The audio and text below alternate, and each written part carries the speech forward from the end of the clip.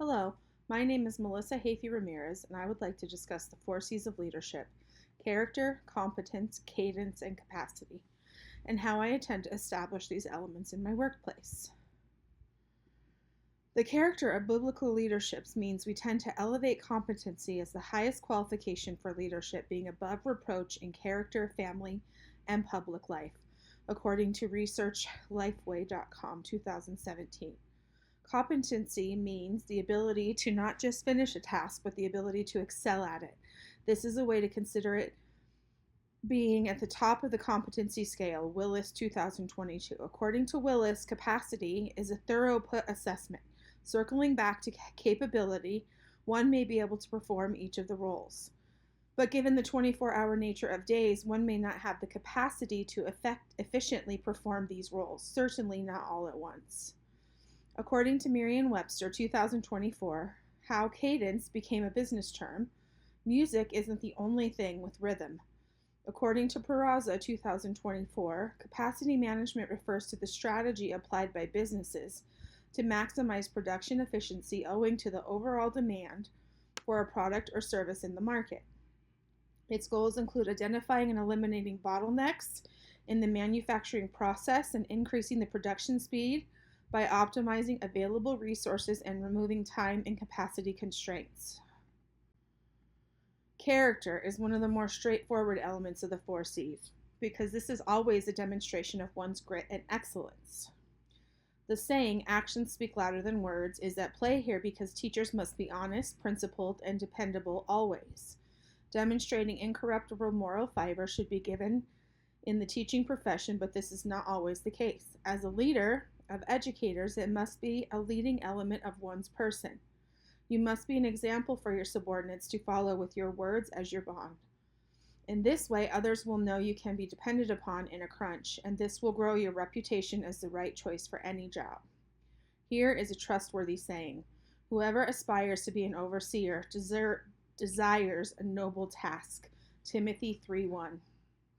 Show subordinates by your actions, not to break appointments whenever possible.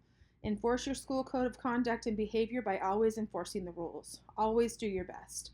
Avoid cutting corners or settling for half measures. If you make a mistake, own it. Never pass on the blame. Always be on time, and if being absent is possible, create sub-plans well in advance so your students don't suffer. Implementing training to instill character in our teachers is important for the future of the organization. To some, this will come naturally. To more introverted staff, it may be harder to instill.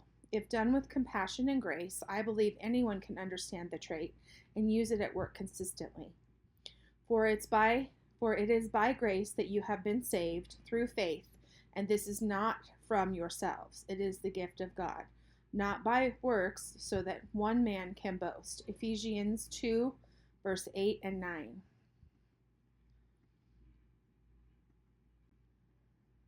Competence at work must be demonstrated by a mastery of the profession. We must ensure common course content is embraced by all subordinates. Lessons are designed appropriately, and the technology is designed to support the end goals for all students. Demonstrating competence helps ensure the job is in good hands. Your students will respect you more, while their families are put at ease because they know their children are in good hands. My son, do not let wisdom and understanding out of your sight. Preserve sound judgment and discretion.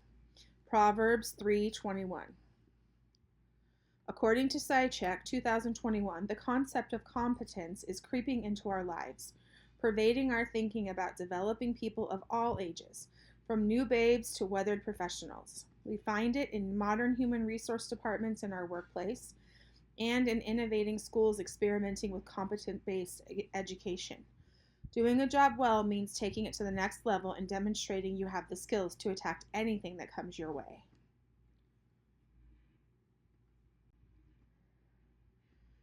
According to McGinnis, no date, leadership team cadence is like the drumbeat that helps a leadership team learn to shape, monitor, and adapt an organization's strategic intent. Like everyone who has been marching in a band already knows, cadence is essential to help a group of people work as perfectly aligned team. Cadence shapes the organization and literally forms its pulse. Working in a flow to smooth the rough patches and help everyone excel. Therefore, my dear brothers and sisters, stand firm. Let nothing move you. Always give yourselves fully to the work of the Lord, because you know that your labor is in the Lord is not in vain. Corinthians 15:58. Spending time together at a management retreat is a classic way that some leaders can help shape the cadence of an organization.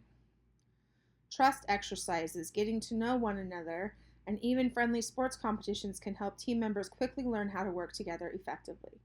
The cost of misalignment and misuse of resources can create faulty assumptions with less optimal decision making.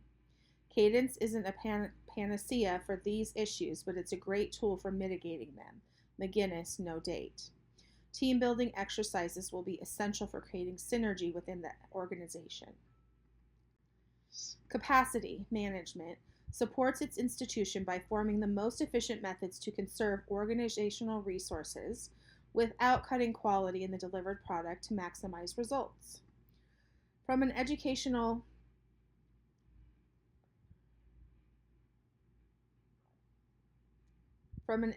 perspective, capacity management demands leaders help their organization accomplish tasks effectively, finding new technologies to make the production of teaching better. The benefits include streamlined operations, increased availability, and the inclusion of technology to improve service. Pariza 2024.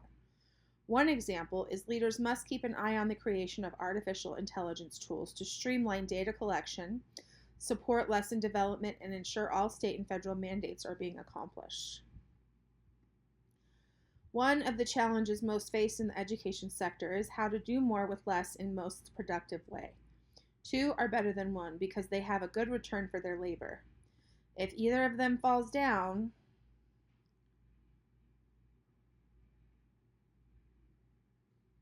one can help the other up, but pity anyone who falls and has no one to help them up. Ecclesiastes 4, verse 9 and 10. The 4 C's of leadership are very important elements to provide your organization for it to become more effective. I believe to grow and develop tomorrow's leaders, training in the 4 C's is a potent tool. These few lines are wonderful pearls of wisdom that will serve as the members of your organization in their future endeavors.